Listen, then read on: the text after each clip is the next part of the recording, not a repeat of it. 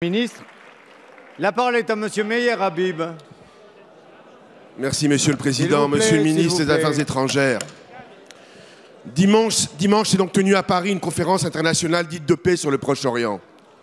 On aurait pu imaginer que l'urgence d'une telle conférence fut d'éradiquer l'État islamique responsable de 250 morts dans notre pays.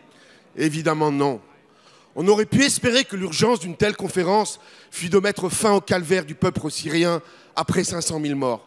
Évidemment non. On aurait pu rêver que l'urgence fut le sauvetage des chrétiens d'Orient et des yézidis. Non et encore non. 70 pays dont une majorité de dictatures animées par une obsession. Instruire le procès d'Israël, unique démocratie de la région, en première ligne contre le djihadisme. Mais quel crédit votre gouvernement peut avoir après l'abstention honteuse à l'UNESCO sur une résolution islamisant le mont du Temple et le mont occidental à Jérusalem, après la mise en œuvre d'un étiquetage et d'un boycott des produits israéliens? On ne peut être juge et partie. Résultat, un sommet insipide sur le conflit israélo-palestinien, sans les Israéliens et sans les Palestiniens. Est-ce bien sérieux à 3 mois de l'élection présidentielle? Monsieur le ministre, changez votre logiciel. La gauche n'a qu'un seul mot à la bouche, la colonisation, qui serait la cause de tous les maux. Vous renvoyez terrorisme et implantation dos à dos. Mais quelle colonisation y a-t-il à Paris, Nice, Berlin ou Istanbul? Oui, ça vous dérange, mais c'est le même terrorisme islamiste. Nous rêvons tous d'une paix juste au Proche-Orient. Un accord de paix ne peut résulter qu'une négociation directe, conditionnée par l'arrêt total du terrorisme, des concessions réciproques et l'acceptation préalable d'Israël comme État juif. Monsieur le ministre, quelles que soient les concessions, jamais un juif ne sera un colon à Jérusalem, jamais un juif ne sera un colon en Judée, jamais.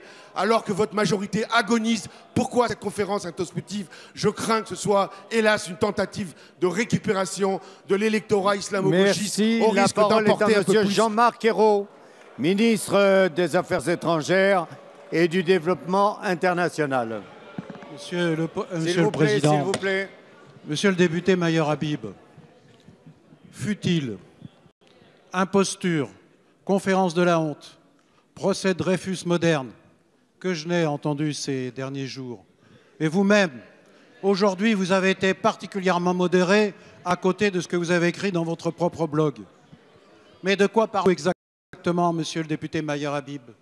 L'excès n'a jamais été récompensé, vous le savez bien, quand il y a un sujet aussi difficile à traiter, une question si grave qui dure depuis 70 ans.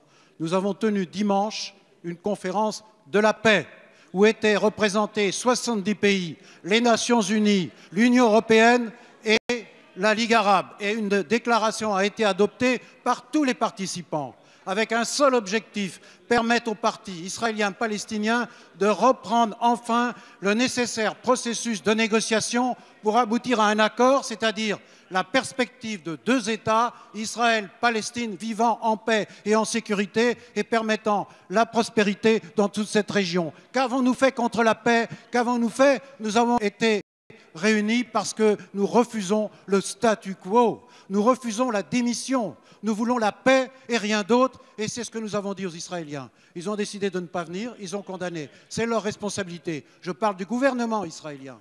Et puis, j'ai vu également que le Hamas avait considéré que cette conférence était absurde. Peut-être qu'au fond, le chemin étroit que nous avons emprunté était le bon. Nous ne désespérons pas. La France ne renoncera pas. Elle est amie d'Israël, vous le savez depuis longtemps, mais elle veut aussi la paix avec les Palestiniens. Elle veut la paix au Proche-Orient, comme elle veut aussi la paix au Moyen-Orient, et que vous la trouvez en première ligne pour lutter contre le terrorisme, mais aussi pour se mobiliser pour la paix et la justice. Merci, Monsieur le ministre.